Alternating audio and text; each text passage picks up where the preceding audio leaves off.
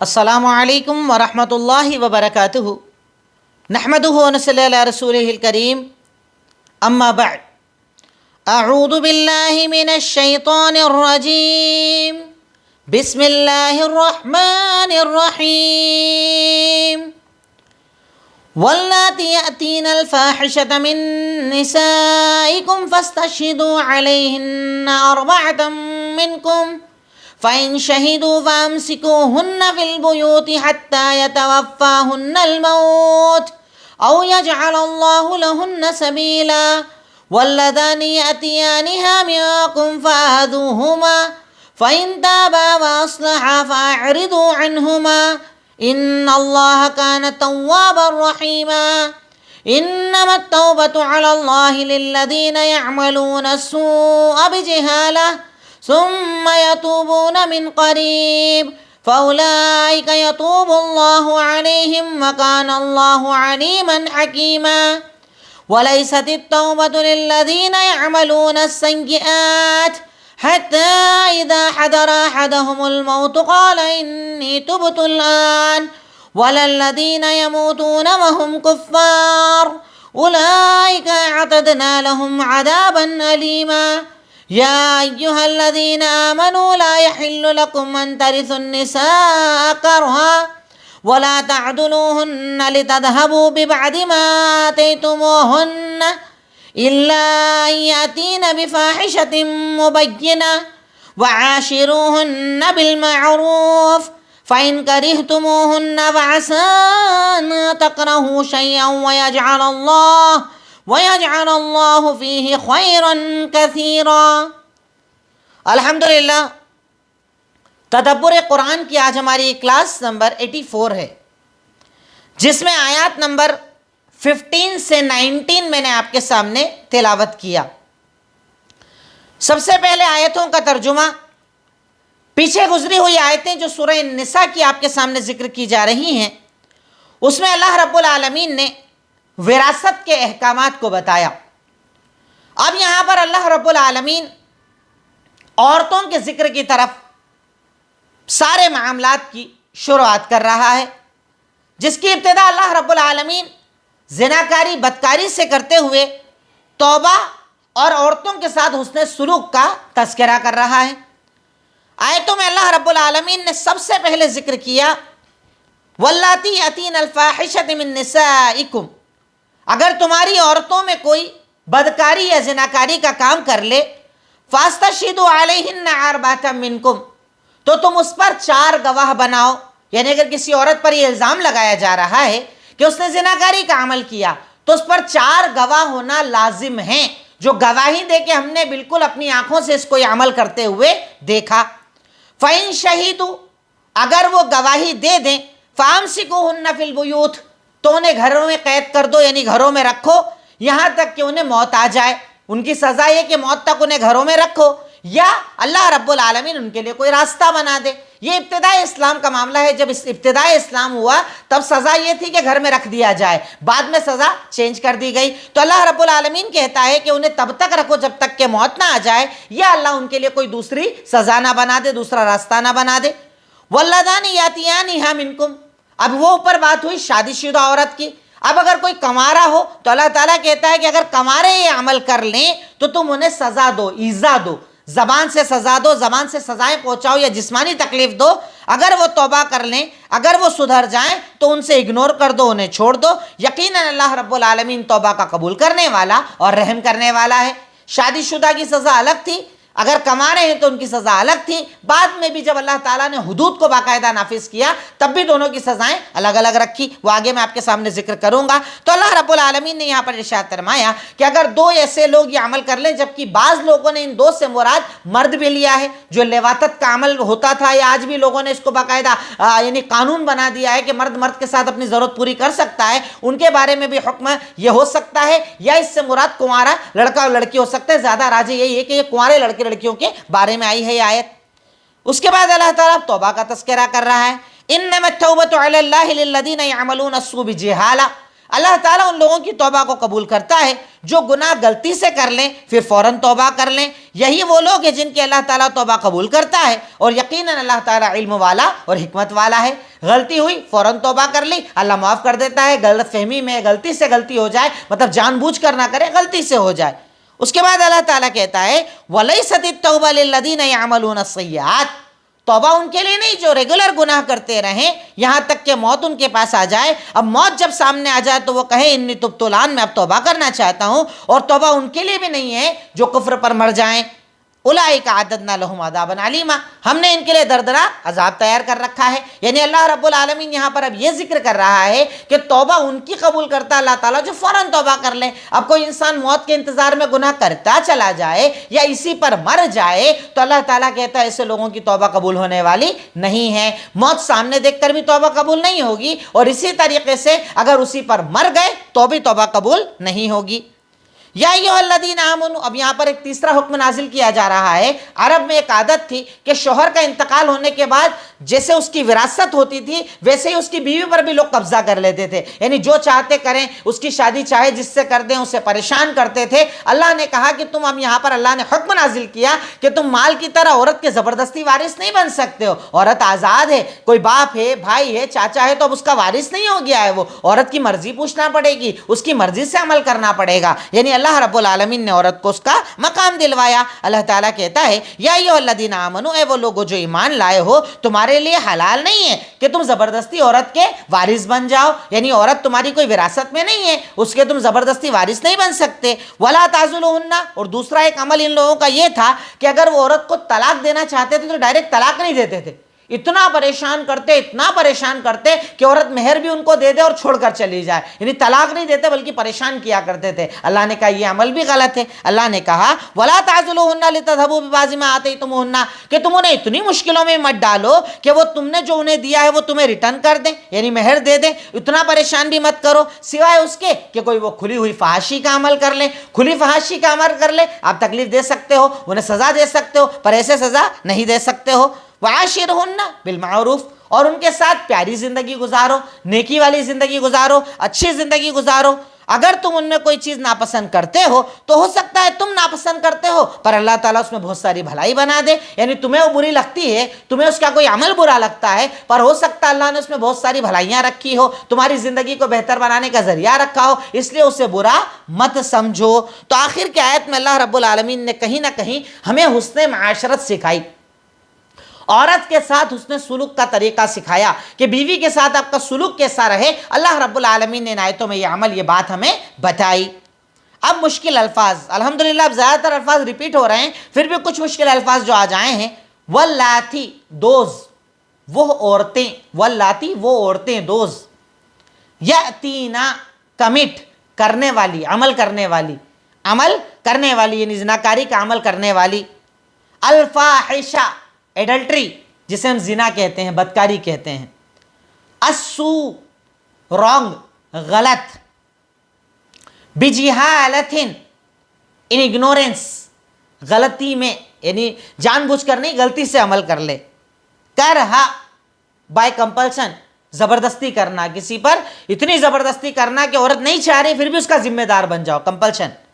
ولا تعدلوہن, do not make difficulties for them, ان کے لیے مشکلات کھڑی مت کرو. یعنی عورت کو طلاق دینا چاہتے تھے پر ڈائریکٹ طلاق نہیں دیتے تھے کہ طلاق دوں گا تو مہر میری چلے جائے گی. اس میں اتنا پریشان کرتے کہ عورت خود ہی انہیں چھوڑ دیتی اور طلاق ان کا مہر بھی ریٹرن کر دیتی. تو اللہ نے کہا ایسا کرنا تمہارے لیے جائز نہیں ہے.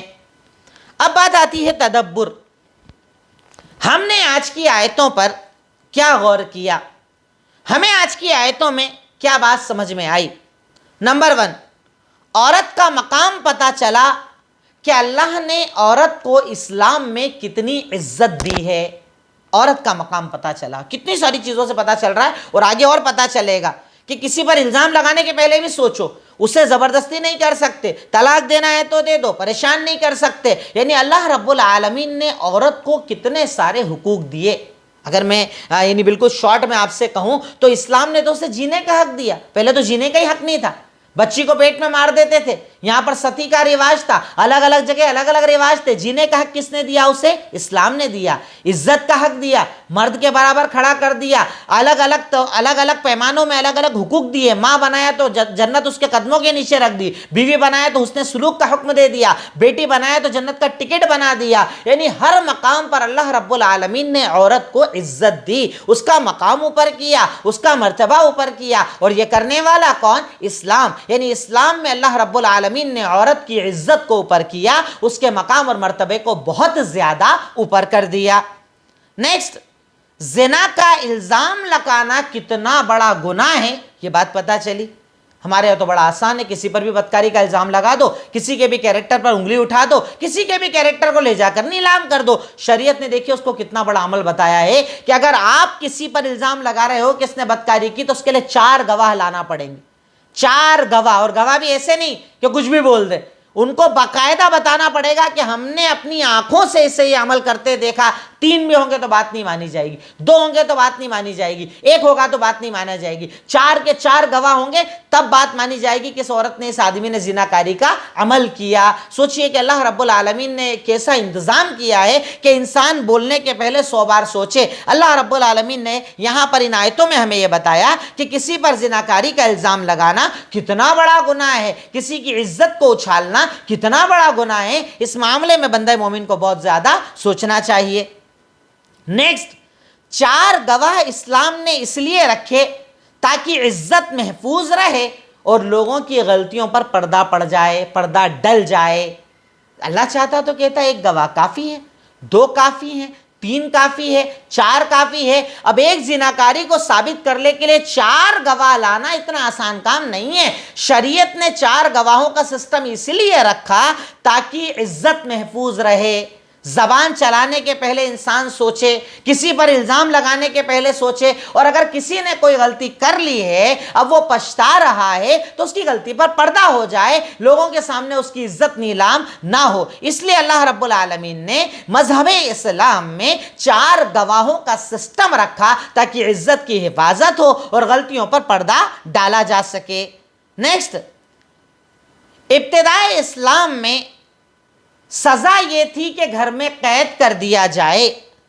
پھر بعد میں اللہ رب العالمین نے سزا کو چینج یہ کیا کہ شادی شدہ اگر یہ عمل کریں تو انہیں رجم کر دیا جائے گا، یعنی قتل کر دیا جائے گا، اور اگر کنوارا یہ عمل کر لے تو انہیں 100 کوڑے مارے جائیں گے. یہ آپ یہاں لکھ لیں کیونکہ آیت منسوخ ہو چکی ہے، حالانکہ آیتیں آگے آپ کے سامنے آئیں گی قصاص کی آیتوں میں. تو اللہ رب العالمین نے یہ سزا رکھی ہے، اگر کوئی شادی شدہ یہ عمل کرے تو اسے قتل کر دیا جائے اگر اسلامی حکومت ہے تو، اور اگر کنوارا ہے تو انہیں 100 کوڑے مارے جائے. ابتدا اسلام میں یہ حکم تھا کہ اگر کنوارے ہیں تو انہیں زبان سے سزا دے دو، اگر شادی شدہ ہے تو انہیں گھر میں قید کر دو. یہ ان کی سزا ہوتی تھی، پر یہ سزا بعد میں منسوخ کر دی گئی، چینج کر دی گئی.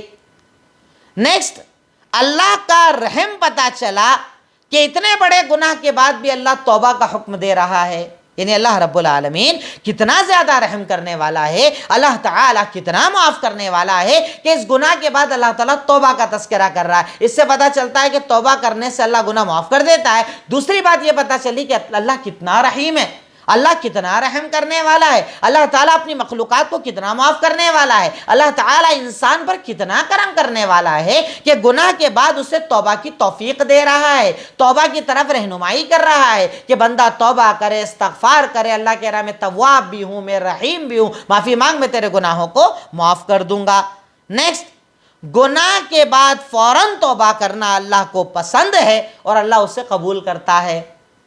غلطی ہوئی، اللہ مجھے معاف کر دے، اللہ میری خطا معاف کر دے، اللہ میری لغزش معاف کر دے، فوراً توبہ کرو، فوراً توبہ کرو. یہ اللہ رب العالمین کو پسند بھی ہے اور اللہ تعالیٰ ایسی توبہ کو قبول بھی کرتا ہے کہ گناہ کے فوراً بعد توبہ کر لی جائے. اللہ تعالیٰ کہتا ہے نا من قریب، فوراً، قریب، جلدی، جتنا جلدی ممکن ہو آدمی توبہ کر لے. اللہ رب العالمین کو ایسی توبہ پسند ہے. نیکسٹ، توبہ کے لیے موت کا انتظار نہ کریں کیونکہ آپ نہیں جانتے آپ کی موت کب آنے والی. جیسے ہمارے یہاں ہوتے ہیں نا بے نمازی، ساری زندگی نماز نہیں پڑھتے، ان کو لگتا ہے بڑھاپے میں نماز پڑھ لیں گے. طاقت ہونے کے بعد حجمرے نہیں کرتے، انہیں لگتا ہے بڑھاپے میں کر لیں گے۔ نیک عمل کی طاقت ہے پر عمل نہیں کرتے، کہا بھی حرام جو کر رہے کرنے دو، بعد میں حلال کر لیں گے۔ 2 نمبر کے دھندے، انٹرسٹ کا کاروبار، ہر طرح کی حرام کی زندگی، پر وہ توبہ کے لیے موت کا انتظار کرتے ہیں۔ اللہ تعالیٰ کہہ رہا ہے کہ موت تک توبہ کا انتظار مت کرو، تم نہیں جانتے، بالکل سامنے موت کھڑی ہو جائے گی تب اللہ توبہ ہی قبول نہیں کرے گا، اسی میں مر گئے تو تمہارا کیا ہوگا، کیونکہ کوئی نفس نہیں جانتا موت کب آنے والی ہے۔ تو موت تک توبہ کا انتظار نہ کریں، جب اللہ تعالیٰ نے توفیق طاقت آپ کو دی فوراً توبہ کریں اور اللہ تعالیٰ سے اپنے گناہوں کی معافی مانگے کہ اللہ مجھ سے یہ خطا ہو گئی، یہ لغزش ہو گئی، خیر تو مجھے معاف کر دے، میں اپنے آپ کو بہتر بناؤں گا۔ بندہ مومن کو یہ کوشش کرنا چاہیے۔ نیکسٹ، نیکی یعنی کوئی بھی نیکی کا عمل، عبادت کا عمل گناہ کے بعد کر دینا چاہیے، اس سے اللہ رب العالمین توبہ کو قبول کرتا ہے۔ نیکی کریں، آپ سے غلطی ہو گئی نا، نماز پڑھ کے، عبادت کر کے، نفل پڑھ کے، صدقہ کر کے، خیرات کر کے اگر آپ معافی مانگیں تو اللہ رب العالمین آپ کی توبہ کو قبول کرتا ہے۔ نیکیوں کے بعد اگر عبادت کے بعد بندہ توبہ کرے تو اللہ رب العالمین بندے کی توبہ کو قبول کرتا ہے، تو اس وقت کا بھی بہت زیادہ لحاظ کرنا چاہیے۔ نیکسٹ، موت سامنے آ جائے تو اللہ توبہ قبول نہیں کرتا۔ موت سامنے بالکل، یعنی ایسا لگ رہا ہے اب نزا کا عالم ہے، فرشتے آ گئے، بس روح نکلنے ہی والی ہے، اس ٹائم کی توبہ کو اللہ تعالیٰ قبول نہیں کرتا۔ اللہ تعالیٰ توبہ قبول نہیں کرتا، اللہ تعالیٰ مغفرت نہیں کرتا۔ تو توبہ کے لیے بندے کو چاہیے کہ پہلے سے تیاری کرے، اس وقت کا انتظار نہ کرے۔ نیکسٹ، مرد کے انتقال کے بعد گھر والے عورت پر زبردستی نہیں کر سکتے، اس کا باپ بھی نہیں کر سکتا، بھائی بھی نہیں کر سکتا، بیٹا بھی نہیں کر سکتا، کوئی نہیں کر سکتا۔ یعنی اللہ رب العالمین نے دیکھیے عورت کو کیا حقوق عطا کیے ہیں۔ عرب میں پہلے یہ عادت تھی کہ شوہر کا انتقال ہوا تو گھر والے زبردستی مال کے ساتھ ساتھ اس کے بھی وارث ہو جاتے تھے، اس کے فیصلے وہ کریں گے، اس کا نکاح وہ کروائیں گے، کرے تو کرے، نہیں کرے گھر میں ہی نکاح کر دیا کرتے تھے، محرم رشتہ داروں سے نکاح کر دیا کرتے تھے۔ اللہ نے یہاں پر کہا کہ عورت کے معاملے میں اس چیز کو سمجھو کہ تم زبردستی کسی کے ذمہ دار نہیں بن سکتے، تم نہیں ہو ذمہ دار۔ اب وہ سیبہ ہے، شوہر کا انتقال ہو جائے یا طلاق ہو جائے وہ آزاد ہے، خود اپنے فیصلے کر سکتی ہے، آپ زبردستی کرنے والے اس پر نہیں ہو۔ یعنی عورت پر زبردستی نہیں کی جا سکتی، وہ آزاد ہے۔ رب العالمین نے آپ ہی کی طرح اس کو زندگی دی ہے، آپ ہی کی طرح حقوق دیے ہیں، آپ ہی کی طرح اختیارات دیے ہیں، آپ اس پر زبردستی نہیں کر سکتے۔ نیکسٹ، اگر مسئلہ بہت زیادہ الجھ جائے تو طلاق دے دو، پر عورت کو پریشان مت کرو۔ یہاں پر اللہ تعالیٰ نے بتایا نا کہ وَلَا تَعْزُلُهُنَّ، عرب میں یہ عادت تھی کہ طلاق میں ڈر لگتا تھا کہ اگر طلاق دوں گا تو مہر ریٹرن کرنا، مہر جو میرے پاس واپس نہیں آئے گی، تو کیا کرتے تھے، اتنا مجبور کر دو کہ یہ خود ہی طلاق مانگ لے، یہ خود ہی طلاق مانگنے والی بن جائے۔ شریعت یہاں پر کہہ رہی ہے، اللہ تعالیٰ ارشاد فرما رہا ہے کہ اگر ضرورت پڑے تو آپ طلاق دیں، پر عورت کو تکلیف نہ دیں۔ اور اس کے پہلے کی سٹیپ آگے قرآن میں آپ کے سامنے آئے گی، وہ الگ بتائی کہ اگر عورت مرد کا معاملہ نہیں بیٹھ رہا ہے، سیٹنگ نہیں ہو پا رہا ہے، تو شریعت نے کہا پہلے ہلکی مار مارو، پھر سختی سے سمجھاؤ، پھر بستر الگ کرو، پھر حکم کو بٹھاؤ، دونوں طرف کے ایک ایک آدمی کو بٹھاؤ، سب کرنے کے بعد بھی معاملہ سیٹ نہ ہو تب طلاق کی نوبت آتی ہے۔ طلاق تب دیا جاتا ہے، طلاق تک کی کیفیت تب ہوتی ہے، پر ہمارے ہاں تو شروعات میں طلاق کو استعمال کیا جاتا ہے، شروعات ہی طلاق سے کی جاتی ہے، ذرا سی باتوں پر طلاق کے جملے استعمال کر لیتے ہیں، پھر مولوی صاحب کو ڈھونڈتے ہیں، ارے مولوی صاحب میرا ارادہ نہیں تھا، میں نے 3 طلاق دے دیے، تو اب کیا دے دیے مطلب بات ختم۔ کئی لوگ ایسی جہالت بھری بات کرنے آتے ہیں کہ مولوی صاحب میں غصے میں تھا، میں نے طلاق دے دیا، مطلب میری چاہت نہیں تھی۔ تو میں سوال کرتا ہوں، کیا کوئی محبت میں طلاق دیتا ہے؟ آپ بیوی کو گھمانے لے کر گئے، آپ بڑھیا اسے ہوٹل میں کھانا کھلا رہے ہیں، کھانا کھلاتے کھلاتے کوئی اپنی بیوی کو بولتا ہے میں تمہیں طلاق دے رہا ہوں؟ طلاق غصے میں ہی ہوتا ہے، غصے میں ہی تو دیا جاتا ہے نا۔ اسی وقت تو شریعت نے کہا اپنے آپ پر کنٹرول کرو، اپنی زبان پر کنٹرول کرو، اپنے آپ پر کنٹرول کرو کہ آپ کیا بول رہے ہو، کیونکہ طلاق کی خاصیت یہ ہے کہ طلاق مذاق میں بھی ہو جاتا ہے۔ مذاق، اس کا مذاق بھی اتنا بھاری ہے، ہمیشہ خیال رکھنا چاہیے، طلاق کا ورڈ، طلاق کا لفظ اگر مذاق میں بھی عورت کو بولو گے تو طلاق واقع ہو جائے گی۔ طلاق اتنا زیادہ شدید چیز ہے، اس کا استعمال نہیں کرنا چاہیے۔ تو شریعت نے کہا کہ عورت پر آپ زبردستی نہیں کر سکتے، طلاق دینا ہے طلاق دے دیجئے، نہیں تو اسے آزاد چھوڑ دیجئے، پر آپ زبردستی نہیں کر سکتے۔ نیکسٹ، بیوی کے ساتھ حسن سلوک کی اہمیت پتہ چلی۔ اللہ تعالیٰ نے کہا وَعَاشِرُوهُنَّ بِالْمَعْرُوفِ، ان کے ساتھ اچھی زندگی گزارو، یعنی اس کے کھانے کا انتظام، رہنے کا انتظام، کپڑے کا انتظام، گھر میں ہر طرح کی فیسلٹیز کا انتظام، جتنی اللہ نے آپ کو طاقت دی ہے، جتنا پیسہ دیا ہے، جتنا کاروبار دیا ہے، اس کے لیے انتظام کرنا، اس کے لیے چیزیں لے کر جانا، ہر چیز کا انتظام کرنا، یہ آپ کی ذمہ داری ہے۔ آپ کو اس ذمہ داری کو پورا کرنا پڑے گا، چاہیں نہ چاہیں آپ کو ذمہ داریوں کو پورا کرنا پڑے گا۔ یہ مرد کی ذمہ داری ہے کہ گھر چلائے، گھر کا انتظام کرے، کاروبار کرے، نوکری کرے، پر گھر کے خرچے چلائے، گھر کی ذمہ داریوں کو پورا کرے، بیوی بچوں کے کپڑوں کے سامان کا، کھانے پینے کا انتظام کرے۔ رب العالمین نے شوہر کو اس بات کے لیے ذمہ دار بنایا ہے، تو عورت کے ساتھ حسن سلوک کرنا انتہائی زیادہ ضروری ہے۔ اللہ رب العالمین قرآن کریم میں اس کا حکم دیتا ہے۔ نیکسٹ، ہمیں نظر آنے والی ہر بری چیز بری ہو یہ ضروری نہیں۔ انسان کیا ہے نا، جس میں اس کا فائدہ جڑا ہو بہت اچھا نظر آتا ہے، جب تک فائدہ بہت اچھا نظر آتا ہے، پھر فائدہ نہ ہو سب برا نظر آنے لگتا ہے۔ اللہ یہاں پر کہہ رہا ہے کہ ہو سکتا ہے تم اسے برا سمجھتے ہو، پر اللہ نے اس میں بہت ساری بھلائی رکھی ہو۔ ارے ٹھیک ہے، تھوڑا سا لگتا ہے تمہیں غلط ہے، پر تمہارے لیے انتظام تو کرتی ہے نا، ارے کما کر تو لاتی ہے نا، کھانے پینے کا انتظام تو کرتی ہے نا، بچوں کا انتظام تو کرتی ہے نا، تعلیم تربیت کا انتظام تو کرتی ہے نا، صبح اٹھ کر کچن میں لگتی تو ہے نا۔ یعنی اللہ نے اس میں بہت ساری بھلائی رکھی ہے، ایک برائی کیوں دیکھتے ہو، ایک ہی برائی پہ نظر کیوں ڈالتے ہو؟ تو اللہ تعالیٰ یہاں پر بتا رہا ہے کہ ہمیں جو برا نظر آئے وہ برا ہو، ایسا ضروری نہیں ہوتا۔ اللہ تعالیٰ نے ہر چیز میں خیر رکھی ہے، اللہ نے ہر انسان میں خیر رکھی ہے، اللہ تعالیٰ نے ہر انسان کو اچھائی برائی کا اختیار دیا ہے، اس لیے کسی کو ایک دم ڈائریکٹلی برا مت سمجھو، غلط مت سمجھو۔ رب العالمین نے سب کے ساتھ معاملات رکھے ہیں، معاملات کو نرمی کے ساتھ حل کرنے کی کوشش کرو۔ اگر تم برا سمجھتے ہو، جیسے تقدیر کے معاملے میں ہوتا ہے، اللہ تعالیٰ نے ایک فیصلہ کیا، ہمارے ساتھ ایسا ہوا کہ اچانک ہمارا کاروبار پورا بند ہو گیا، ہمیں کیا لگتا ہے اتنا برا ہو گیا، اتنا برا ہو گیا، اتنا برا ہو گیا۔ ارے وہ اللہ بند نہیں کرتا تو نیا کام ہی نہیں کرتا، اب نیا کام کرو، 5-7 سال میں 100 گنا اوپر کاروبار چلتا ہے۔ تو اللہ نے ہر برائی کے پیچھے بھلائی کو رکھا ہے۔ اب آپ نہیں جانتے تو آپ کیا کہو؟ الحمدللہ، اللہ تیرا شکر ہے، اللہ تیرا ہر فیصلہ منظور ہے، اللہ مجھے سمجھ میں آئے نہ آئے میں تیری تقدیر پر ایمان رکھتا ہوں۔ تو اس لیے اللہ تعالیٰ کے فیصلوں کو آپ برا مت سمجھیے، اللہ تعالیٰ ہی بہتر جانتا ہے کہ کس چیز میں اللہ تعالیٰ نے آپ کے لیے کیا بھلائی رکھی ہے۔ نیکسٹ، کمزور پر ظلم کرنے سے بچو۔ عام طور پر خواتین کمزور ہوتی ہے، شریعت کہہ رہی ہے کہ تم انہیں زبردستی گھروں میں قید کر کے رکھو، گالیاں دو، بدتمیزیاں کرو کہ وہ تم سے طلاق لے لے۔ کمزور پر ظلم مت کرو۔ کیوں؟ کیونکہ آپ جانتے ہیں مظلوم کا معاملہ شریعت اسلام میں اتنا بڑا ہے کہ اللہ کے نبی نے ارشاد فرمایا واتقی دعوت المظلوم، ہمیشہ مظلوم کی بد دعا سے بچو، کیونکہ اس کی بد دعا اور اللہ کے بیچ میں کوئی پردہ ہی نہیں ہوتا، اللہ ڈائریکٹ سنتا ہے۔ بد دعا اللہ ڈائریکٹ سنتا ہے۔ اگر آپ نے کسی پر ظلم کیا ہے نا، کسی کمزور کو پریشان کیا ہے نا، کسی کو تکلیف دی ہے نا، تو اللہ تعالیٰ ڈائریکٹلی سنتا ہے اس کی باتوں کو۔ اس لیے کسی کمزور پر کبھی بھی ظلم نہ کرو، کیونکہ اللہ تعالیٰ ظلم کو پسند نہیں فرماتا، اللہ تعالیٰ ظلم سے ناپسندیدگی کا اظہار فرماتا ہے۔ یہ کچھ بنیادی باتیں جو تدبر کے تعلق سے آج ہمارے سامنے آئیں۔ اب نیکسٹ ہے عمل۔ روزانہ جتنی اللہ نے آپ کو طاقت دی ہے استغفار کرو، کم سے کم 70 مرتبہ اللہ سے توبہ کرو، جیسے اللہ کے نبی کرتے تھے۔ اللہ کے نبی نے ارشاد فرمایا انی لا استغفر اللہ واتوب الیہ فی اليوم اکثر من 70 مرہ، کہ میں اللہ تعالیٰ سے کبھی کبھی ایک دن میں 70 بار سے زیادہ معافی مانگتا ہوں۔ تو اللہ کے نبی جب 70 بار سے زیادہ مانگتے تھے تو ہمیں کتنا مانگنا چاہیے، ہمیں کتنا استغفار کرنا چاہیے؟ تو ہم چلتے پھرتے بولے استغفر اللہ واتوب الیہ، استغفر اللہ، جتنا ممکن ہو سکے اللہ رب العالمین سے توبہ کیجئے، گناہوں کو یاد کر کے، خطاؤں کو یاد کر کے، غلطیوں لغزشوں کو یاد کر کے اللہ تعالیٰ سے توبہ کیجئے، انشاءاللہ اللہ رب العالمین آپ کی اور ہماری توبہ کو قبول کرے گا۔ نیکسٹ، اگر آپ کے سامنے کوئی گناہوں کی زندگی میں اچانک مر جائے تو اسے اپنے لیے عبرت بناؤ۔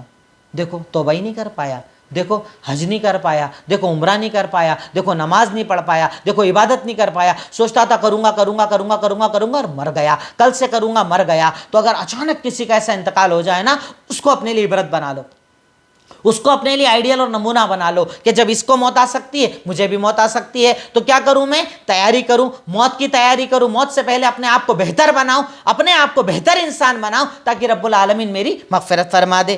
نیکسٹ، خواتین کے ساتھ حسن سلوک کرو، اچھا سلوک، رہنا، کھانا، کپڑا، یہ 3 آپ کی ذمہ داریاں ہیں، اس کا انتظام کیجئے، ان کے ساتھ حسن سلوک کیجئے، ان کے ساتھ اچھا برتاؤ بنائیے، ان کے ساتھ اچھا انداز اپنائیے۔ شریعت اسلام نے اس کے لیے مرد کو مکلف کیا ہے، اور آگے کی آیتوں میں آپ دیکھیں گے اللہ رب العالمین نے اس سے زیادہ شدت کے ساتھ بار بار مرد کو حکم دیا کہ عورت کا حق ادا کرو، عورت کے ساتھ اچھا سلوک کرو۔ اس پر حالانکہ ہم پہلے ایک بیان کر چکے ہیں، باقاعدہ کلاس لے چکے ہیں، اسلام میں بیوی کے حقوق پر یوٹیوب پر موجود بھی ہے، آپ اسے بھی دیکھ سکتے ہیں۔ خیر، ان باتوں سے ہمیں یہ بنیادی چیزیں سمجھ میں آئیں عمل کے اعتبار سے اور تدبر کے اعتبار سے، کہ آج کی آیتوں میں اللہ رب العالمین نے عورتوں کے احکامات کو بتا دیا، سزاؤں کو بتا دیا، توبہ کا تذکرہ کر دیا، اور یہ بتا دیا کہ ان کے ساتھ حسن سلوک کیا جائے۔ وہ انسان ہے، تمہاری ہی طرح ہے، کسی کی محتاج نہیں ہے، ان کے ساتھ کبھی بھی کوئی زبردستی نہ کی جائے۔ انہی باتوں پر میں اپنی باتوں کو مکمل کرتا ہوں اور اللہ رب العالمین سے دعا کرتا ہوں، اے الہی مولا رب العالمین، خالق مالک رحمان رحیم، غفور غفار سمیع بصیر علیم خبیر،